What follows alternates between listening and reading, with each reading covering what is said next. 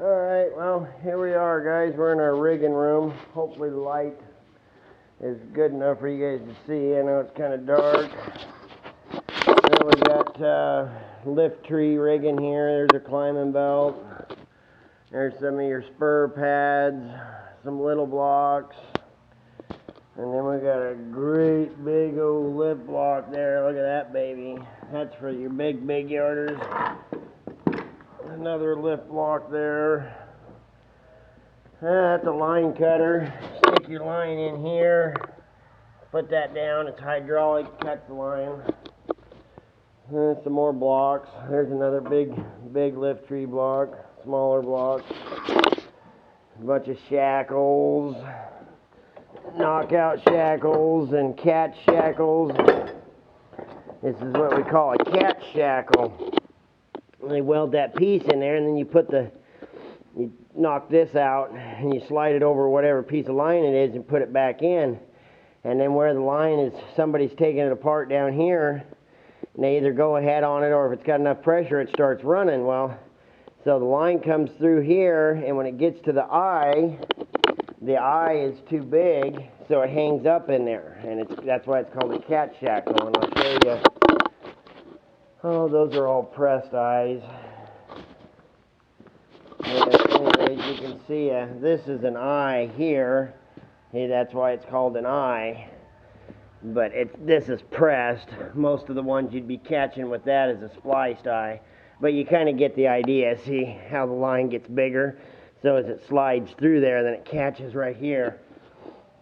Pretty good deal, especially when you're hung out there a long ways and you're, slack lining or whatever. You want to jump your haul back way ahead or something like that.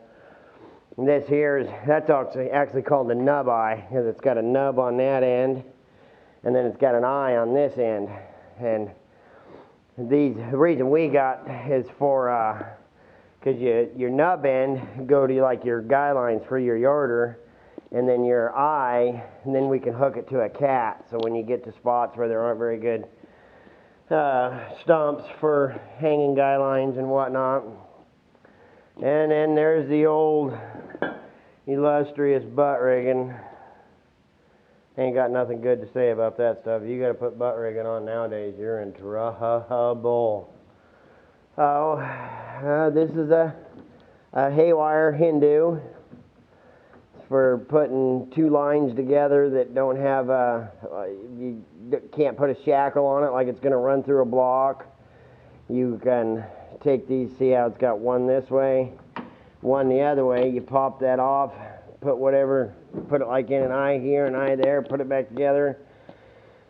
Throw some tape around it. If it's done right, which this one is, you shouldn't have to put tape on it, but it's safety. A lot easier to put tape on now than have to run down the hill and put it back together. Then you see we got these smaller blocks here. Really, the only thing these are good for is once you get up a lift tree, you'll hang that, put a rope in it, and that's for pulling these big blocks and guy lines and stuff like that up the tree. Once you get up there 70, 80, 90 feet, that thing right there is pretty heavy to be hanging off your climbing belt. So you just leave it on the ground, hang your little block, throw your rope. Hopefully you got a guy down there. If not, you've already got your ropes already tied to everything. You just go up with your ropes, throw it in the block, and pull it up the hill. Oh, that's our rigging shack. I'm trying to find a spliced eye to show you all. I know there's one right in the very next room beside us, but it's too dark in there. You'd never be able to see it. So, and that's just old skidding line. Nope, that's a tree guy. It's a pressed eye. Alright, well, if I find I know we've got line out there with spliced eyes in them, so we'll get one together. Another part about the cat shackle, and I said I'd get a spliced eye. And this is what a spliced eye looks like. You can see it there. See where the strands go through the tucks. And maybe someday, after we get that yarder rigged up, I'll videotape us putting an eye in. You actually, when you're running a Sky car, you'll end up doing an eye, every month or so, depending. But I'll try to get some footage of that. So that's why you see where that shackle had that little bar welded in it. It would slide over this real well, but then when it got up to the eye here where it's bigger, it catches it. And like I say, that's where, you know, you're in a big clear cut, or not even necessarily clear cut, but you're logging a long ways, and you're out there, you're ready to change roads, you're going to jump your haul back ahead of you or something, so you don't have enough line to run it around, and you don't want to run it all the way around. Kick your haywire loose somewhere else. It either has enough weight that it starts running, or you just start wheeling it in with the yarder.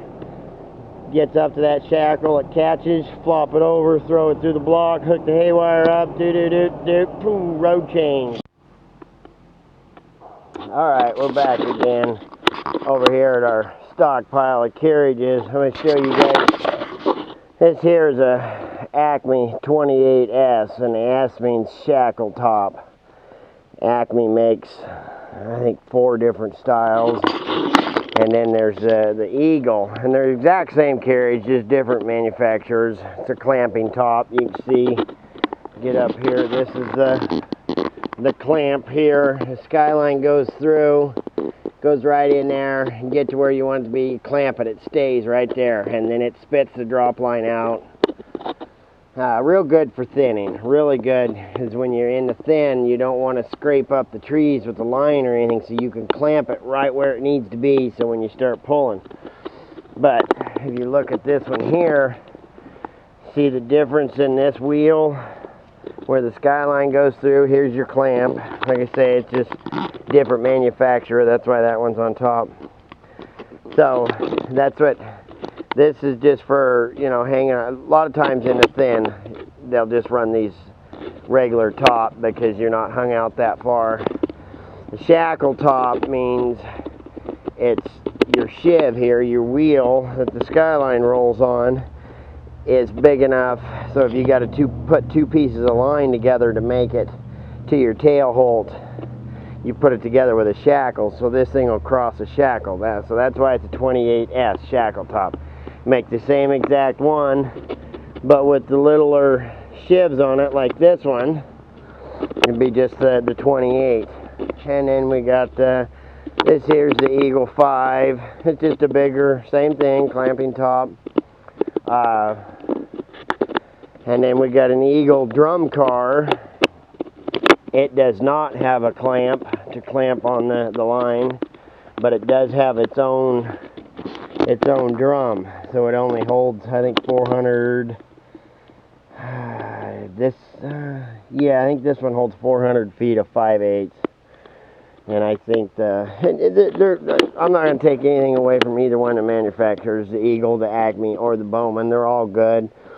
Acme is made right here in Eugene, Oregon, by some guys that spent most of their lives logging before they started building carriages. So it is nice to know that the guy you're talking to on the other end of the phone, when you're telling him what's the matter with it or you need parts or whatever, he's most likely been in that exact situation.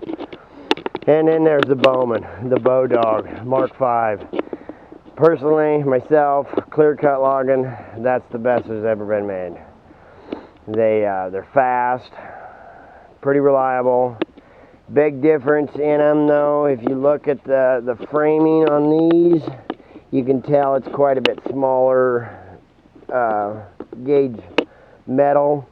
It is bigger, so they went smaller gauge to keep the weight down.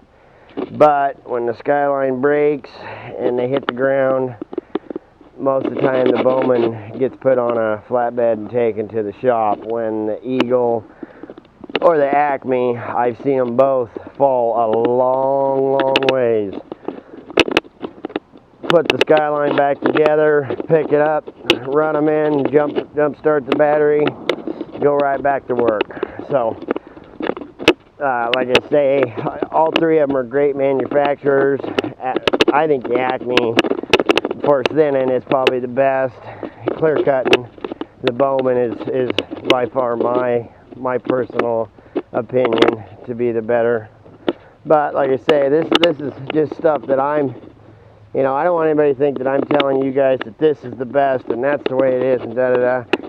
You have to make up your own decisions. I'm just giving you my take on it. And for the people that have never logged and don't exactly understand everything we're doing, I'm just trying to give you, you know, what it's really like. So, yeah, like I say, we're just out here at the shop again today, waiting for everybody to get back from elk hunting. Can't do anything up there with just the two of us. It'd probably take 3 days for 2 guys to rig that big yarder up. But wouldn't be cost effective or whatnot. So there's plenty of stuff here at the shop for us to do. Let's see, today's Thursday, so probably only work half day tomorrow, and then we rig that big yarder up Monday. So hopefully by Wednesday or so next week, I'll have some footage of that big yarder. All right, stay safe, get logged.